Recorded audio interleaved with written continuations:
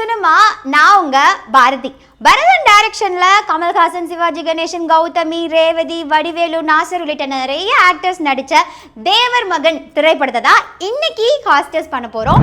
படத்தோட கதை என்ன அப்படின்னு பாத்தீங்கன்னா, தேவர்னு ஒரு கம்யூனிட்டியை சேர்ந்த ஒரு ஃபேமிலி. அவங்க வந்து ரொம்ப பெரிய லேண்ட் லார்டுங்க. ஃபேமிலிக்குள்ள ஏதோ பிரச்சனையாகி 2 பார்ட்டா பிரிஞ்சிடுறாங்க.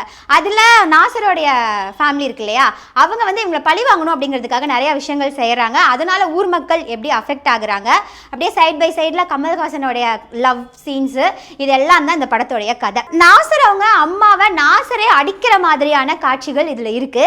அப்படியே அவங்க அடிக்கிற மாதிரியான காட்சிகள் இருந்தாலும் நாசர் அவர்களை கொன்னு கமல்ஹாசன் கரெக்டான ஜஸ்டிஃபிகேஷன் கொடுத்ததுனால ஹராஸ்மெண்ட்டுக்கு நம்ம தரக்கூடிய பாயிண்ட் 1.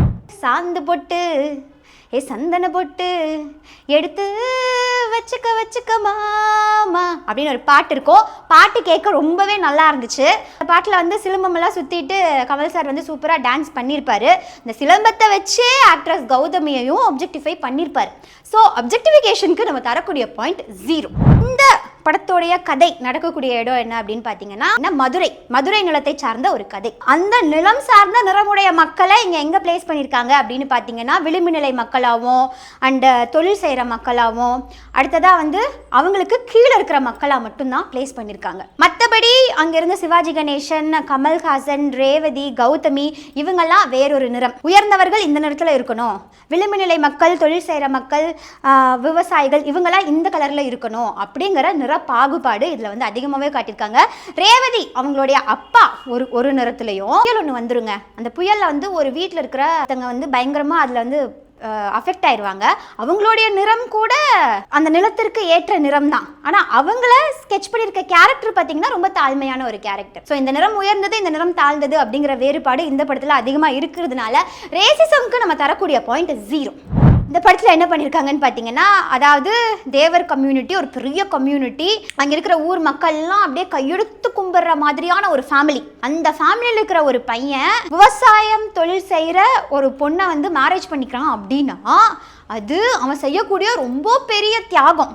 ரேவதி அவங்க பார்த்தீங்கன்னா அவங்களுக்கு அடிமை மாதிரியே தான் நடந்துக்குவாங்க. கமல்ஹாசனுக்கு நான் இது பண்ணவா, நான் அது பண்ணவா, நான் இதை செய்யட்டுமா, இல்லை முதல் முறையாக என் பேரை சொல்லி கூப்பிட்டீங்க அப்படிங்கிற மாதிரி அவங்க வந்து கையசைச்சா இவங்க ஆடுற பொம்மை மாதிரியே இருப்பாங்க. ரொம்ப அடிமைத்தனம் இதில் வந்து காட்டப்பட்டிருக்கும். கௌதமி அவங்கள எடுத்துக்கிட்டோம்னா அவங்க ஒரு மாடர்னான கேர்ள், மாடர்ன் கல்ச்சரில் இருக்காங்க. மாடர்ன் ட்ரெஸ் போட்டு வராங்க ஊரில். அவங்க மேலே அவங்க பார்க்கப்படுற கண்ணோட்டம் வேற விதமாக இருக்குது. ஆஸ் யூஷுவல் அதுவுமே ஸ்டீரியோ டைப் தான்.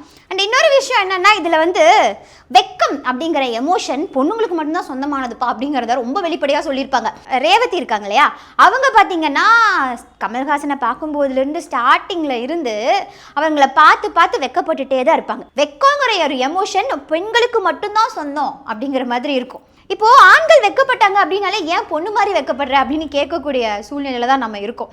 இந்த ஸ்டீரியோ டைப் இந்த படத்தில் இருக்கு. ஸோ படத்தில் ஸ்டீரியோ டைப்ஸ் நிறையா இருக்கிறதுனால ஸ்டீரியோ டைப்ஸுக்கு நம்ம தரக்கூடிய பாயிண்ட் 0.